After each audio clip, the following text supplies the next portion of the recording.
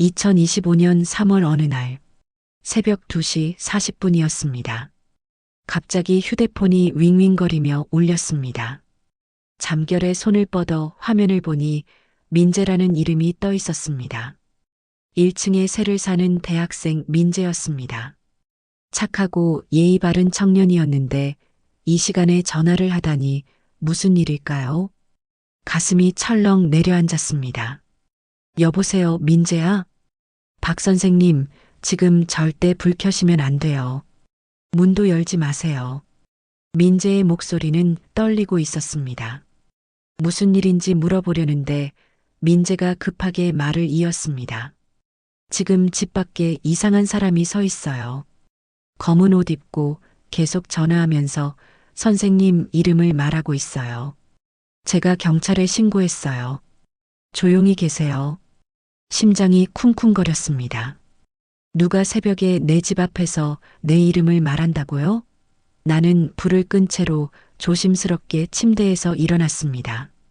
발소리가 날까봐 양말을 신은 채로 살금살금 창문 쪽으로 갔습니다. 커튼을 아주 살짝만 열고 밖을 내다봤습니다. 정말이었습니다. 현관 바로 앞에 검은 후드티를 입은 남자가 서 있었습니다. 그 남자는 휴대폰을 귀에 대고 누군가와 통화를 하고 있었습니다. 입모양을 보니 박정아라는 내 이름을 분명히 말하고 있었습니다. 소름이 쫙 돋았습니다. 70평생 이런 일은 처음이었습니다. 어떻게 하지? 왜 나를? 내가 무슨 잘못을 했나? 머릿속이 하얘졌습니다. 그 남자는 계속 전화를 하며 현관 앞을 서성였습니다. 5분쯤 지났을까요? 멀리서 경찰차 사이렌 소리가 들렸습니다. 그 소리를 듣자마자 남자는 후다닥 골목 안쪽으로 사라졌습니다. 경찰이 도착했고 민재가 밖으로 나가 상황을 설명했습니다. 나는 떨리는 손으로 문을 열고 나갔습니다. 경찰은 주변을 살펴보고 CCTV를 확인하겠다고 했습니다. 민재는 내 손을 꼭 잡으며 말했습니다. 선생님, 혹시 최근에 이상한 전화나 문자 받으신 적 없으세요? 그제야 생각났습니다. 며칠 전 보험회사에서 전화가 왔었습니다. 내 명의로 보험이 가입됐다는 내용이었습니다. 하지만 나는 그런 보험에 가입한 적이 없었습니다. 그때는 그냥 실수련이 했는데 이 일과 관련이 있는 걸까요?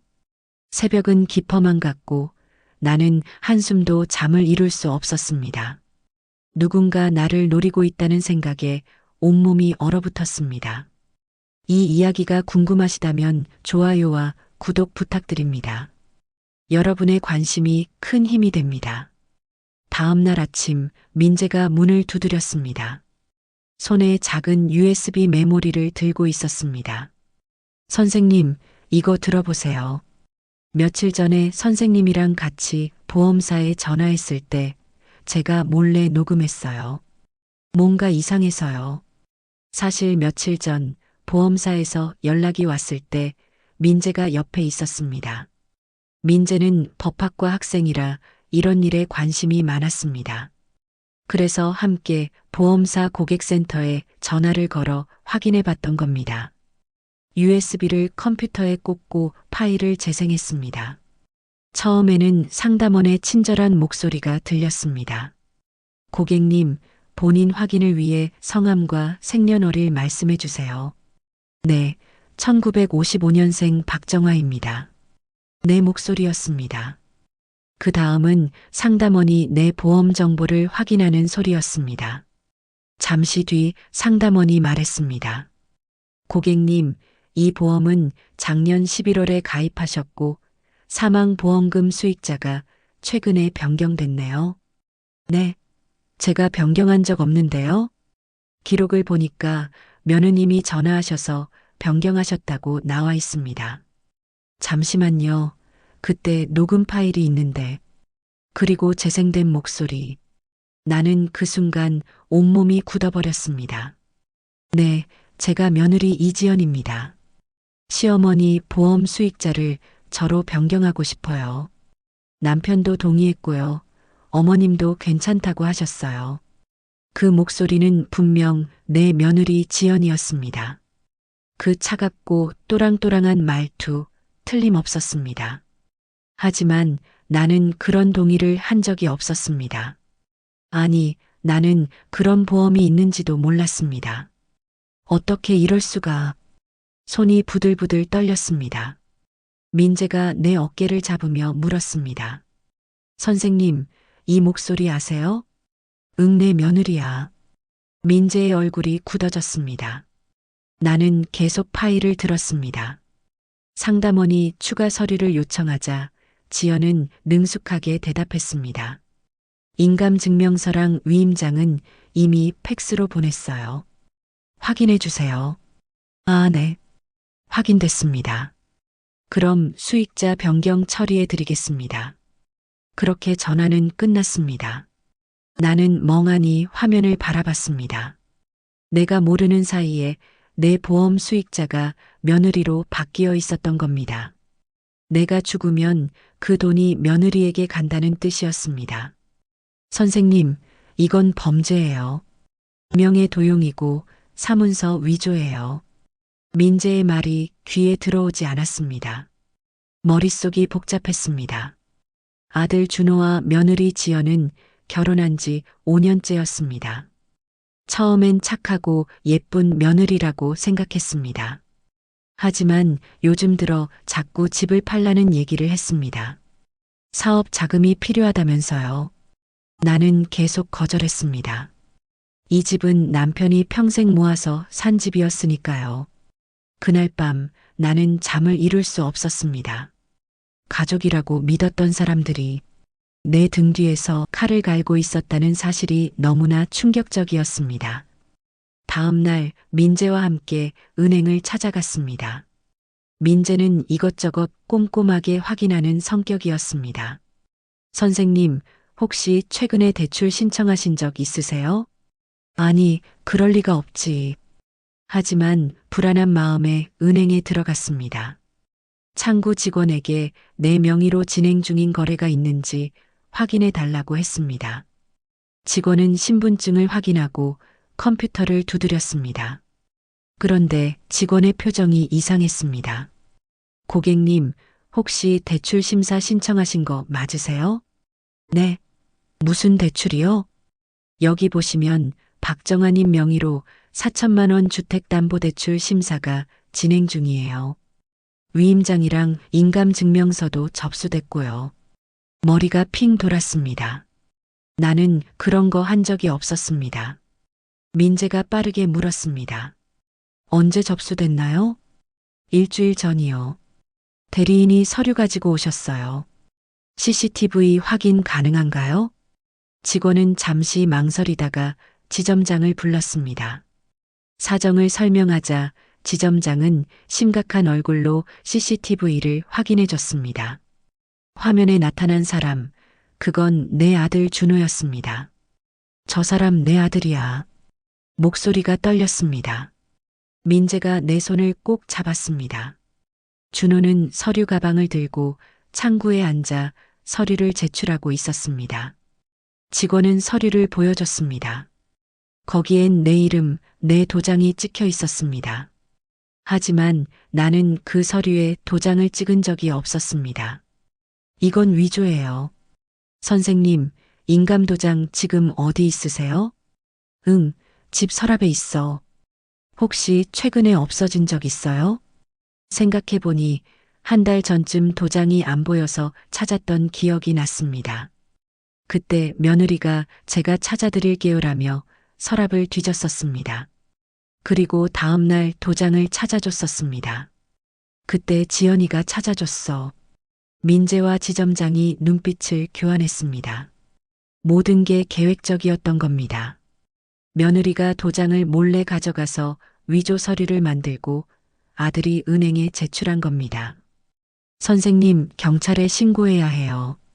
이건 명백한 사기예요. 하지만 나는 쉽게 결정할 수 없었습니다. 아무리 그래도 내 아들인데 경찰에 신고한다는 게 쉬운 일이 아니었습니다. 지점장은 일단 대출 심사를 중단시켜줬습니다. 집으로 돌아오는 길, 나는 아무 말도 할 수 없었습니다. 가슴이 무너져 내리는 것 같았습니다. 가장 믿었던 가족이 내 이름으로 돈을 빌리려 했다니. 도대체 무엇 때문에 이런 짓을 한 걸까요? 그날 저녁 나는 방문을 잠그고 혼자 앉아 있었습니다. 밖에서는 아들과 며느리가 TV를 보며 웃는 소리가 들렸습니다. 그 웃음소리가 너무나 낯설고 무섭게 느껴졌습니다. 이 영상이 도움이 되셨다면 구독과 알림 설정 부탁드립니다. 여러분을 지키는 정보를 계속 전해드리겠습니다. 그날 밤 나는 일찍 방으로 들어갔습니다. 하지만 잠이 오지 않았습니다. 가슴이 답답하고 머릿속이 복잡했습니다. 1시간쯤 지났을까요? 거실에서 아들과 며느리의 목소리가 들렸습니다. 처음엔 무슨 얘기인지 잘 안 들렸습니다. 하지만 점점 목소리가 커졌습니다. 나는 침대에서 일어나 조심스럽게 방문 쪽으로 갔습니다. 문틈으로 귀를 가져다 댔습니다. 엄마가 집을 안 팔면 우린 정말 끝이야. 준호의 목소리였습니다. 절박하고 지쳐 있었습니다. 걱정하지 마요. 이번 주 안에 서명 받을 거니까. 지연의 목소리는 차갑고 단호했습니다. 어떻게? 엄마가 절대 안 판다고 했잖아. 서명 받는다고 했잖아요. 설득하는 게 아니라요. 나는 숨이 막혔습니다. 서명 받는다는 게 무슨 뜻일까요? 설득이 아니라면 속이겠다는 뜻인가요? 그게 무슨... 시어머니는 노인이에요. 서류 내용 잘 모르시잖아요. 그냥 은행 서류라고 하면 그냥 도장 찍으실 거예요. 심장이 쿵 내려앉았습니다. 며느리는 나를 속여서 집 매매 서류에 도장을 찍게 할 계획이었습니다. 나는 그저 무지한 노인 취급을 받고 있었던 겁니다. 그래도 그건 너무 위험한 거 아니야? 나중에 들키면. 들킬 리 없어요. 집 팔고 나면 우리는 이미 떠난 뒤잖아요. 어머니 혼자 뭘 하겠어요? 나는 벽에 기대서야 했습니다. 다리에 힘이 풀렸습니다. 눈물이 주르륵 흘러내렸습니다. 내가 10달 동안 뱃속에 품었던 아들, 내가 평생 키운 아들이 이런 말을 듣고 있는데 아무 말도 하지 않고 있었습니다. 엄마한테 미안하지 않아? 한참 만에 준호가 물었습니다.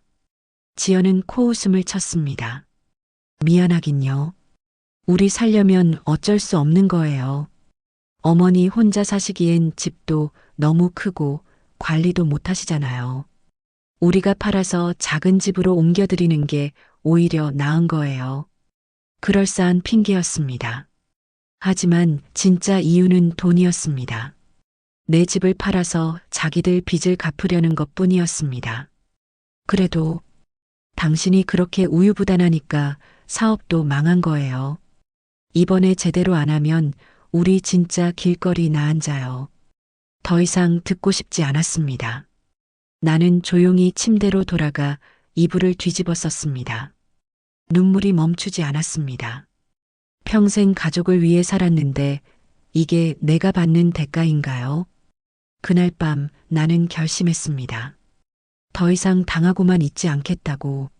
내가 가만히 있으면 정말로 모든 걸 빼앗길 것 같았습니다. 아니, 어쩌면 목숨까지도요. 새벽까지 잠을 이루지 못하고 나는 민재에게 조용히 문자를 보냈습니다. 민재야, 내일 아침에 좀 만날 수 있을까? 다음 날 아침 민재가 누군가와 함께 왔습니다. 30대 중반쯤 되어 보이는 남자였습니다. 단정한 정장 차림에 날카로운 눈빛을 가진 사람이었습니다. 선생님, 제 형이에요. 최연우라고 사기 피해 조사 협력단에서 일해요. 안녕하세요, 박 선생님. 동생한테 얘기 많이 들었습니다. 현우는 공손하게 인사했습니다. 우리는 조용히 1층 민재방으로 들어갔습니다. 현우는 노트북을 꺼내며 말했습니다. 일단 상황을 정리해 볼게요. 선생님 명의로 보험 가입, 수익자 변경, 대출 신청이 모두 선생님 동의 없이 이루어졌고 며느님과 아드님이 관여했다는 거죠? 네, 맞아요. 그럼 이건 명예도용, 사문서 위조, 사기 미수에 해당합니다. 충분히 처벌받을 수 있는 범죄예요. 하지만 나는 여전히 망설여졌습니다. 그래도 내 아들인데 경찰에 신고하면 전과자가 되는 거잖아요. 현우는 고개를 끄덕이며 부드럽게 말했습니다. 선생님 마음 충분히 이해합니다. 하지만 지금 멈추지 않으면 이 사람들은 계속할 겁니다. 어쩌면 선생님 안전까지 위협받을 수 있어요. 그 말에 가슴이 철렁했습니다. 며느리가 했던 말이 떠올랐습니다. 어머니 혼자 뭘 하겠어요? 제가 직접 수사할 수는 없지만 증거 확보를 도와드릴 수 있어요. CCTV 열람, 서류 대조, 통화 기록 확보 같은 거요. 그리고 경찰과 협력해서 현행범으로 잡을 수도 있고요. 현행범이요? 네. 만약 며느님이 선생님을 속여서 서류에 서명받으려고 할 때 그 순간을 경찰이 목격하면 바로 체포할 수 있어요. 그게 가장 확실한 증거가 됩니다. 민재가 덧붙였습니다. 선생님, 지금까지 모은 증거만으로도 충분하지만 결정적인 한 방이 필요해요. 그래야 법정에서도 확실하게 이길 수 있어요. 나는 한참을 생각했습니다. 정말 내 아들을 경찰에 넘겨야 할까요? 하지만 이대로 가만히 있으면 나는 모든 걸 잃게 됩니다. 집도 재산도 어쩌면 목숨까지도. 알겠어요. 도와주세요. 현우는 미소를 지으며 고개를 끄덕였습니다. 잘 결정하셨어요. 이제부터 제가 하나씩 알려드릴게요. 현우는 먼저 은행에서 받은 위조 서류 사본을 분석했습니다. 인감 도장의 날인 각도, 필적, 서명 시기 등을 꼼꼼히 확인했습니다. 그리고 보험사에서 녹음된 통화 파일도 다시 들었습니다. 이 정도면 충분히 위조라는 걸 증명할 수 있어요. 이제 마지막 단계만 남았습니다. 마지막 단계요? 며느님이 직접 범행을 시도하는 순간을 잡는 겁니다. 민재한테 들으니까 며느님이 이번 주 안에 서명을 받으려 한다고 했죠? 그때 제가 경찰이랑 함께 대기하고 있을게요. 나는 떨리는 손으로 차를 마셨습니다. 정말 이런 일을 해야 하나 싶었지만 이제 돌아갈 곳은 없었습니다. 선생님 무섭죠? 민재가 내 손을 잡았습니다. 응, 무서워. 하지만 이제는 더 이상 도망칠 수 없을 것 같아. 현우가 말했습니다. 선생님은 잘못하신 게 없어요. 당당하게 맞서세요. 저희가 도와드릴게요. 그날 이후 나는 집에서 최대한 평소처럼 행동했습니다. 며느리와 아들도 눈치채지 못하게. 하지만 밤마다 가슴이 두근거렸습니다. 곧 결정적인 순간이 올 것이라는 걸 알았으니까요. 사흘이 지난 어느 오후였습니다. 며느리 지연이 방문을 똑똑 두드렸습니다. 어머님, 잠깐 들어가도 될까요? 응, 그래. 지연은 손에 노란색 팩을 들고 들어왔습니다. 배도라지 생강즙이라고 적혀 있었습니다. 어머님, 요즘 기침 많이 하시죠? 이거 제가 마시는 건데 감기에 정말 좋아요. 밤에 드시면 숙면에도 도움돼요. 평소 같았으면 고마워했을 겁니다. 하지만 지금은 달랐습니다. 그 따뜻한 미소 뒤에 무엇이 숨어 있을지 알 수 없었습니다. 고마워. 그냥 놔둬. 아니에요. 지금 드세요. 따뜻할 때 드셔야 효과가 좋아요. 지연은 팩을 뜯어 컵에 따랐습니다. 달콤한 배 냄새가 났습니다. 하지만 그 뒤에 미묘하게 쓴 냄새가 섞여 있었습니다. 평소 마시던 배즙과는 분명 다른 냄새였습니다. 어머님, 왜 그러세요? 빨리 드세요. 지연이 컵을 내 앞으로 밀었습니다. 나는 컵을 들었습니다. 그리고 입술에 살짝 갖다 댔습니다. 마시는 척만 했습니다. 목구멍으로 넘기지 않았습니다. 맛있네. 그죠? 한 모금만 드시지 말고 다 드세요. 다 마셔야 효과가 있어요. 지연의 목소리에 조급함이 묻어났습니다. 나는 슬쩍 시계를 봤습니다. 3시 20분. 현우가 말한 시간은 3시 30분이었습니다. 조금만 더 시간을 끌어야 했습니다. 지연아, 그런데 너 요즘 어디 아픈 데 없어? 얼굴이 좀 피곤해 보여. 저요? 아니에요. 괜찮아요. 그것보다 어머님, 배즙 다 드세요. 응, 알았어. 그런데 말이야. 나는 일부러 옛날 이야기를 꺼냈습니다. 지연은 점점 초조한 기색을 보였습니다. 그리고 3시 28분, 지연이 컵을 들어 내 입 앞으로 바짝 가져왔습니다. 어머님, 식으면 효과 없어요. 지금 다 드셔야 해요. 목소리가 날카로워졌습니다. 더 이상 친절한 며느리의 가면은 없었습니다. 나는 컵을 받아들고 천천히 입 가까이 가져갔습니다. 하지만 그 순간 나는 조용히 물었습니다. 지연아, 이거 정말 날 위한 거 맞지? 지연의 얼굴이 굳었습니다.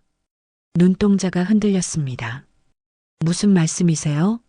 당연히 어머님 건강 생각해서 드리는 거죠. 그래. 그럼 내가 먼저 한 모금 마셔볼래? 나는 컵을 지연 쪽으로 내밀었습니다. 지연은 뒤로 물러섰습니다. 저는 아까 마셨어요. 어머님이 빨리 드세요. 목소리가 떨렸습니다. 손도 미세하게 떨리고 있었습니다. 나는 컵을 탁자 위에 내려놓았습니다. 지연아, 넌 정말로 내가 죽기를 바라는 거니? 어머님? 갑자기 무슨, 은행에서 대출 신청한 것도 너희들이지? 보험 수익자 바꾼 것도? 내 도장 몰래 가져간 것도? 지연의 얼굴이 새하얘졌습니다. 입술이 파르르 떨렸습니다. 그건 바로 그때였습니다. 방문이 벌컥 열리며 현우와 경찰 2명이 들어왔습니다. 지연은 비명을 지르며 뒤로 물러섰습니다. 이지연 씨, 지금 이 음료에 무엇이 들어있는지 말씀해 주시겠습니까? 현우가 침착한 목소리로 물었습니다. 경찰은 탁자 위에 컵을 비닐봉지에 조심스럽게 담았습니다. 아무것도 안 들어있어요. 그냥 배즙이에요. 그럼 지금 여기서 마셔보시겠습니까? 경찰이 또 다른 팩을 들어 보였습니다. 지연이 가져온 가방 안에서 나온 같은 제품이었습니다. 지연은 입술을 깨물며 고개를 돌렸습니다. 바로 그때 복도에서 아들 준호의 목소리가 들렸습니다. 무슨 일이야? 왜 경찰이? 준호는 방 안을 보더니 얼굴이 하얗게 질렸습니다. 현우가 말했습니다. 김준호 씨, 당신도 함께 가셔야겠습니다. 이 영상이 도움이 되신다면 구독 버튼을 꼭 눌러주세요. 여러분의 안전을 위한 정보를 계속 전하겠습니다.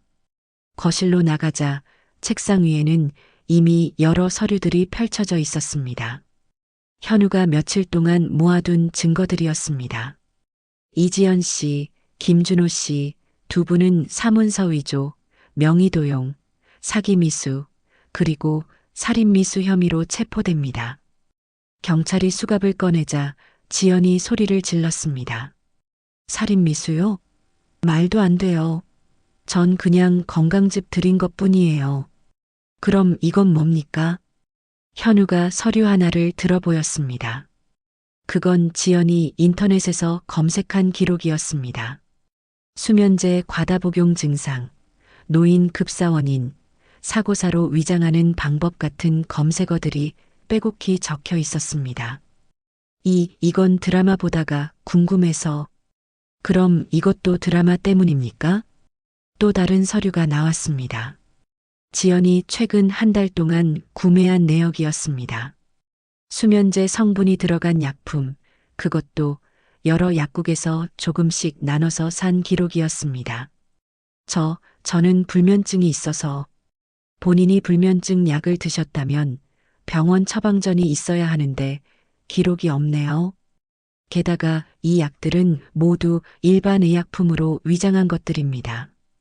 현우는 차근차근 증거를 제시했습니다. 지연의 얼굴은 점점 더 창백해졌습니다.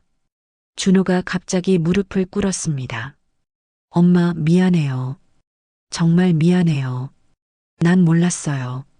지연이가 그렇게까지 할 줄은. 거짓말. 당신도 다 알고 있었잖아. 지연이 소리를 질렀습니다. 준호는 고개를 떨구었습니다. 나는 그저 멍하니 서 있을 뿐이었습니다. 경찰이 둘을 데리고 나가려는데 지연이 내게 독한 눈빛을 보냈습니다. 어차피 어머님은 혼자예요. 자식도 없이 외롭게 사시다 죽을 거예요. 그 큰 집에서 혼자 늙어가시면서 후회하실 거예요. 닥쳐. 준호가 지연의 입을 막았습니다. 하지만 그 말은 이미 내 가슴에 깊이 박혔습니다. 현우가 내 어깨를 가만히 두드렸습니다. 선생님, 괜찮으세요? 나는 고개를 끄덕였습니다. 하지만 눈물이 흘러내렸습니다. 슬픔이 아니라 안도감이었습니다. 살았다는, 내가 끝까지 포기하지 않았다는 안도감이었습니다. 경찰차가 떠나고 집은 조용해졌습니다. 현우와 민재가 옆에 앉았습니다. 선생님, 이제 끝났어요. 수고 많으셨습니다. 고마워요. 정말 너희들이 아니었으면 난 지금. 말을 잇지 못했습니다. 현우가 물 한 잔을 건넸습니다. 배즙은 이미 국과수에 보냈어요. 분석 결과 나오면 추가 증거로 쓸 겁니다. 아마 수면제 성분이 과다하게 검출될 거예요. 정말로 날 죽이려 했던 거네요. 네. 선생님이 자연사한 것처럼 꾸미려던 겁니다. 그리고 보험금을 받고 집도 팔 계획이었던 거죠. 민재가 조용히 말했습니다. 선생님, 정말 용감하셨어요. 가족을 고발한다는 게 얼마나 힘든 결정인지 알아요. 용감한 게 아니라 살고 싶었을 뿐이야. 그날 밤 나는 오랜만에 깊은 잠을 잤습니다. 더 이상 두려움도 불안함도 없었습니다. 이제는 안전했습니다. 재판은 석 달 뒤에 열렸습니다. 증거는 명확했습니다. 지연은 보험 사기, 사문서 위조, 살인미수로 징역 8년을 선고받았습니다. 준호는 공범으로 징역 4년을 받았습니다. 재판이 끝나고 법정을 나오는데 준호가 유리 너머에서 나를 봤습니다. 눈물을 흘리며 입모양으로 미안해요라고 말했습니다. 나는 고개를 돌렸습니다. 용서할 수 없었습니다. 아니, 용서하고 싶지 않았습니다. 집으로 돌아오는 길, 현우가 함께 걸었습니다. 선생님, 이제 어떻게 사실 건가요? 글쎄, 아직 생각 못 해봤어. 제 제안 하나 들어주시겠어요? 현우는 가방에서 명함 하나를 꺼냈습니다. 시니어 범죄 피해 상담센터 자원봉사자 모집이라고 적혀 있었습니다. 선생님처럼 가족에게 사기를 당하는 노인분들이 정말 많아요. 하지만 대부분 신고를 못해요. 창피하기도 하고 가족이니까 참아야 한다고 생각하시거든요. 그래서 선생님의 경험을 나눠주시면 안 될까요? 다른 분들한테 용기를 줄 수 있을 것 같아요. 나는 명함을 한참 들여다봤습니다. 70년을 살면서 누군가를 돕는 일은 많이 했습니다. 교사로서 아이들을 가르쳤고 어머니로서 가족을 돌봤습니다. 하지만 정작 나 자신을 지키는 법은 이번에 처음 배웠습니다. 해볼게요. 현우가 환하게 웃었습니다. 민재도 옆에서 박수를 쳤습니다. 다음 주부터 나는 상담센터에 나가기 시작했습니다. 처음엔 어색했습니다. 하지만 비슷한 경험을 한 사람들을 만나면서 나는 혼자가 아니라는 걸 알게 됐습니다. 한 할머니가 찾아왔습니다. 70대 후반이었는데 손자가 통장을 가져갔다고 했습니다. 할머니는 계속 우시며 말했습니다. 그래도 내 손자인데 신고하면 안 되잖아요. 나는 할머니의 손을 꼭 잡았습니다. 할머니, 가족이라고 해서 범죄가 용서되는 건 아니에요. 할머니가 참으면 그 아이는 계속 나쁜 짓을 할 거예요. 지금 막아야 해요. 내가 했던 고민을 그 할머니도 하고 있었습니다. 나는 내 이야기를 천천히 들려줬습니다. USB 속 목소리, 은행 서류, 배즙 속 독극물까지. 할머니는 눈물을 닦으며 고개를 끄덕였습니다.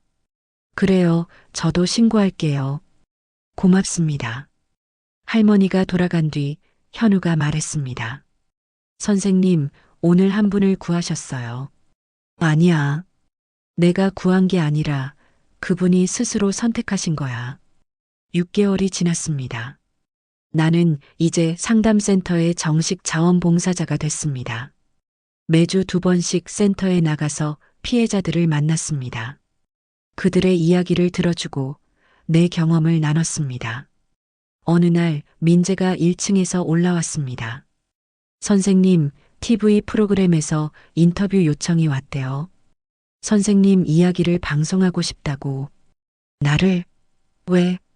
요즘 노인 대상 가족 사기가 너무 많아서 경각심을 주려고 한대요. 나는 잠시 고민했습니다. 내 이야기가 방송에 나간다는 게 부끄럽기도 했습니다. 하지만 이것이 누군가에게 도움이 된다면 해볼 만한 일이었습니다. 좋아, 해볼게. 한 달 뒤 방송이 나갔습니다. 반응은 뜨거웠습니다. 많은 사람들이 용기를 냈다고, 감사하다고 연락을 보내왔습니다. 센터에도 상담 문의가 폭주했습니다. 그리고 어느 날 뜻밖의 사람에게서 편지가 왔습니다. 교도소에 있는 준호였습니다. 엄마, 정말 미안합니다. 변명하지 않겠습니다. 엄마가 방송에 나온 거 봤습니다. 엄마는 정말 강한 분이세요. 저는 그걸 몰랐습니다.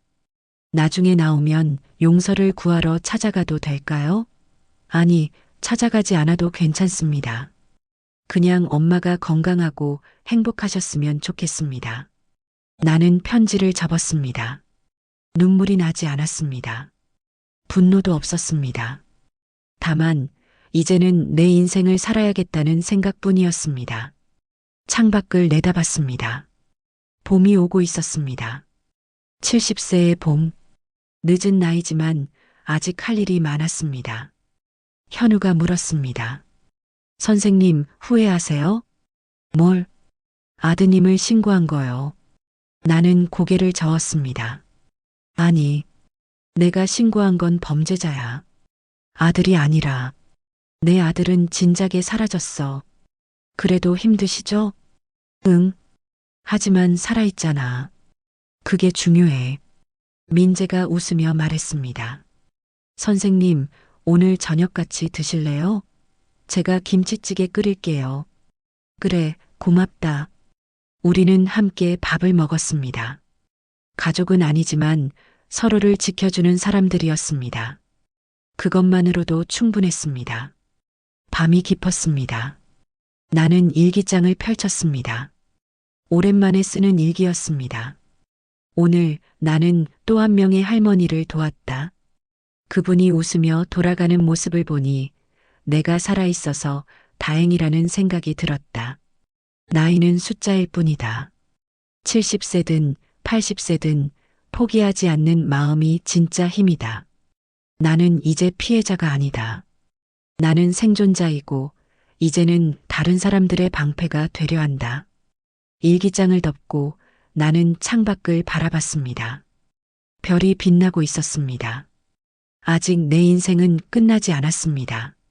아니, 이제 막 시작된 것 같았습니다. 여러분, 이 이야기가 도움이 되셨다면 구독과 좋아요, 알림 설정 부탁드립니다. 나이는 결코 포기의 이유가 될 수 없습니다. 여러분도 끝까지 포기하지 마세요. 여러분의 삶을 지켜내세요.